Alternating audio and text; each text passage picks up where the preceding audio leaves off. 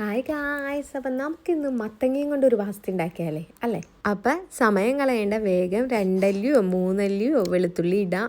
എപ്പോഴും ഞാൻ പറയുന്ന പോലെ എടുത്ത് കളയണമെങ്കിൽ കളയാം, അല്ലാന്നുണ്ടെങ്കിൽ കളയണ്ട. പിന്നെ ഞാനൊരു ചെറിയൊരു, നിങ്ങളുടെ കയ്യിൽ വറ്റൽമുളക് ഉണ്ടെങ്കിൽ അതിട്ടോ, ഒരു കുഞ്ഞി കഷ്ണം കേട്ടോ. ഇവർ നമ്മുടെ കാന്താരി മുളക് ഉണക്കിയ പോലത്തെ ഒരു മുളകാണ് സാധാരണ ഇടാറുള്ളത്. അതിനകത്തേക്ക് ഇത് പന്നി അരച്ചതായിട്ടാ, ഇവിടെ പറയുന്നത് സൽസീച്ചിയാന്ന് ആണിതിന് പറയുന്നത്.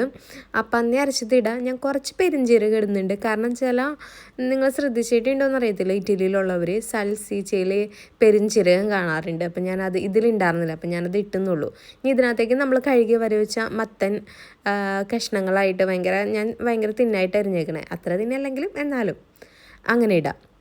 എന്നിട്ടത് ഒന്ന് വേവിക്കാൻ വെക്കാം. അപ്പുറത്ത് നമ്മൾ പാസ്തയ്ക്ക് വെള്ളം വെക്കാം, അതുപോലെ തന്നെ ഉപ്പിടാം കേട്ടോ. വെള്ളം തിളച്ച് കഴിയുമ്പോൾ ഏത് പാസ്ത വേണ്ടതെന്ന് വെച്ചിട്ടുണ്ടെങ്കിൽ അത് നിങ്ങൾക്ക് ഇടാം കേട്ടോ. വെള്ളമില്ലാണ്ട് മത്തങ്ങ വെവാൻ ഇച്ചിരി പാടായിട്ട് എനിക്ക് തോന്നി, അപ്പം ഞാൻ കുറച്ച് വെള്ളം ഒഴിച്ചിട്ടുണ്ടായിരുന്നു കേട്ടോ. അപ്പം ഈ ഒരു പരുവത്തിലാണ് ഇരിക്കുന്നത്. ഞാനിപ്പോൾ ഇടയ്ക്കിടയ്ക്ക് മത്തങ്ങ ഉടച്ച് നോക്കുന്നുണ്ട്, വെന്തേറ്റുണ്ടോ എന്ന്. വെന്തോ ഇല്ലേ, അങ്ങനെയൊക്കെ ഇരിക്കണം. അതിലേക്ക് നിങ്ങൾ ആവശ്യത്തിന് കുരുമുളക് ഇടണം കേട്ടോ. ഞാൻ കുരുമുളക് എനിക്ക് ഭയങ്കര ഇഷ്ടമായതുകൊണ്ട് ഞാൻ കുറച്ച് കൂടുതൽ ഇട്ടിട്ടുണ്ട് കേട്ടോ.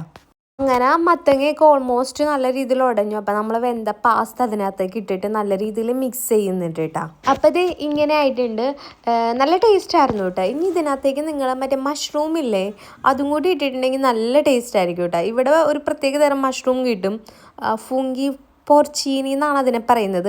അതാണ് പൊതുവെ ഇടാറുള്ളത്. അപ്പം ഇങ്ങനെയൊക്കെയാണ് കാര്യങ്ങൾ. അപ്പം അടുത്ത വീഡിയോ കാണാം. ബായ്.